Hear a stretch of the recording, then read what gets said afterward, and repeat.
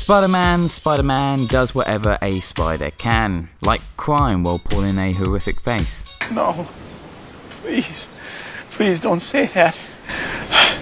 So I must have been the only person who had not seen this film up until now. But hey, I got there in the end. But I've watched it now and wow, what a film. I get it. I get why this film won an Oscar now. So I figured why the hell not jump into this film for this week's Film Facts video and explore 10 interesting facts about the movie. So if you had questions like what techniques are used to create the unique visual style of this film, what future projects may we be getting based off this movie, and is there anything more horrific than this face? Yes, there is.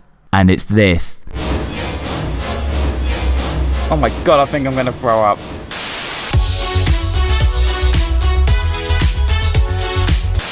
Oh, would you look at that? It's number 1.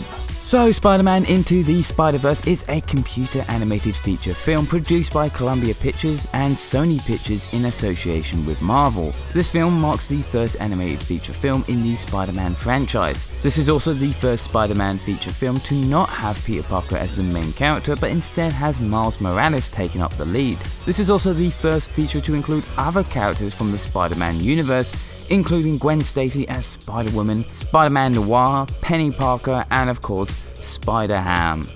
I could really go for some bacon right now. The screenplay was written by Phil Lord and Rodney Rothman and was directed by these fine chaps. The film follows Miles Morales as he begins to discover his newly adopted powers after having been bitten by the funkiest of looking spiders. The story also sees Miles teaming up with other versions of the Spider-Man character from other dimensions in order to take down Kingpin and his associates.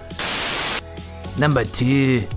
Following the November 2014 hacking of Sony, emails between then Sony Pictures Entertainment co-chairman Amy Pascal and President Doug Belgard were released, saying that Sony was planning to rejuvenate the Spider-Man franchise by developing an animated comedy film with Phil Lord and Christopher Miller.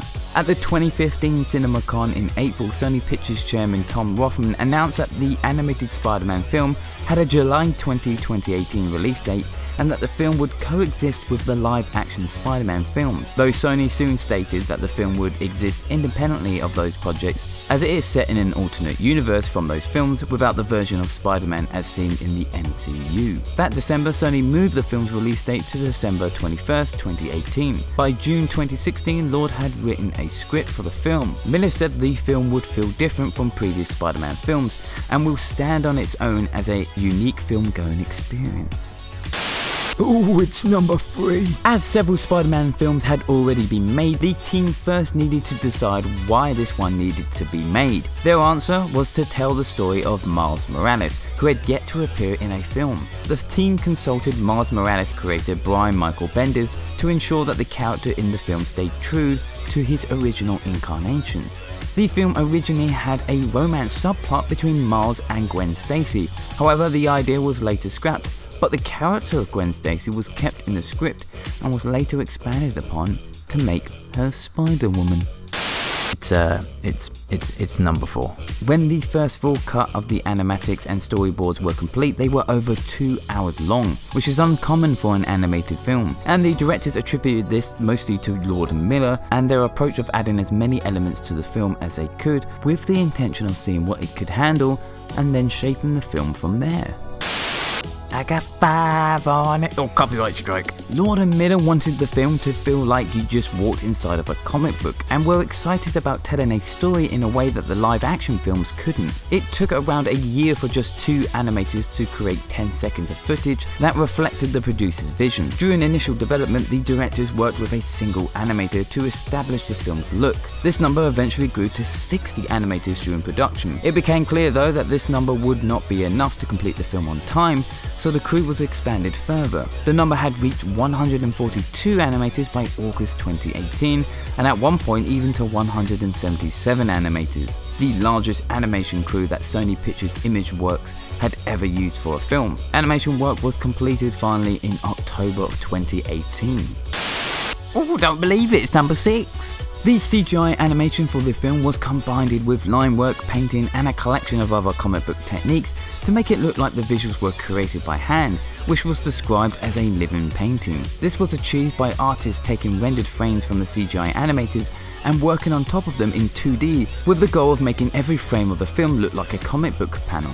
To make it feel more like a comic book, it was animated without motion blur, instead using an older technique called motion smearing, first seen in the 1942 short The Dover Boys. The frame rate varied between 24 and 12 images per second, and sometimes the two frame rates would even be used in the same scene. And to create depth of field, instead of blur in the background, a new technique was invented named the misprint style, where the colours look as though they have been slightly misprinted on the background. Other methods to make it look more like a comic book were halftones and Ben-Day dots to create colours, tones and gradients, and crisscrossed lines to create texture and shadows. The directors all felt that the film would be one of the few that audiences actually needed to watch in 3D due to the immersive nature of the animated world. Number 7, baby. Number 7. This film has a whole bunch of Easter eggs, and while we're not going to name them all, we're going to take a look at a small handful. We get some very direct nods to the Sam Raimi films, with Spider-Man trying to stop a moving train, the upside down kiss between Peter and MJ, a New York City taxi being thrown through the window at Peter, and Peter Parker acting like a tit.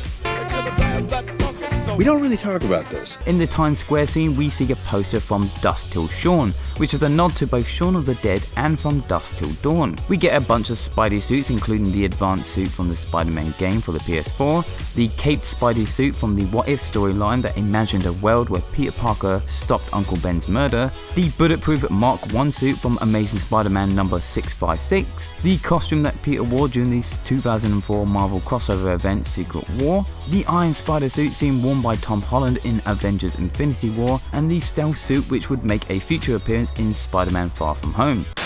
You wanna know a secret? It's number 8. The film has an incredible cast, including Shameik Moore as Miles Morales, Jake Johnson as Peter Parker, Hailee Steinfeld as Gwen Stacy, Mahershala Ali as Uncle Aaron, who has previously dipped his toes in Marvel before having played Cottonmouth in Marvel and Netflix's Luke Cage, and is set to star as Blade in Blade. Zoe Kravitz as Mary Jane, John Mulaney as a talking pig, Nicolas Cage as Spider-Man Noir, Lee Schreiber as Kingpin, Kimiko Glenn as Penny Parker, and Chris Pine as Peter Parker. Good heavens, number 9.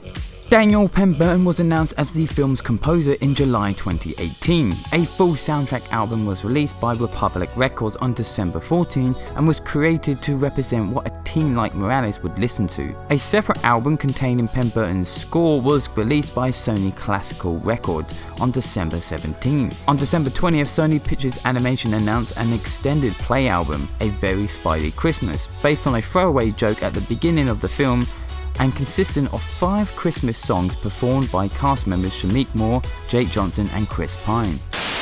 I say, old chap, it's number 10.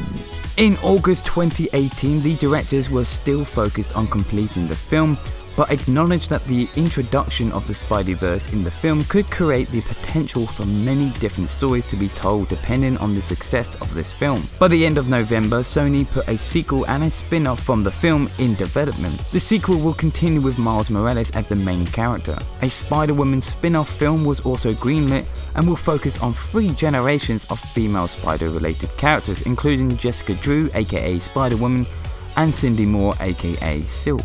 Even the bloody pig has been considered for a spin-off film or a show. And after the release of the film, Sony had discussions about creating a television show set in the film's universe and including the characters from the film. Well, there you go, 10 facts about Into the Spider-Verse. Well, I'm sure there's many more facts and Easter eggs about this film that we didn't mention, so why not let us know down in the comments if you know any interesting facts. And if you like this, then why not check out our other Film Facts videos? They cover both film and TV. And why not consider subscribing as well and hitting the bell thingy to stay notified, or liking the video, or even sharing it.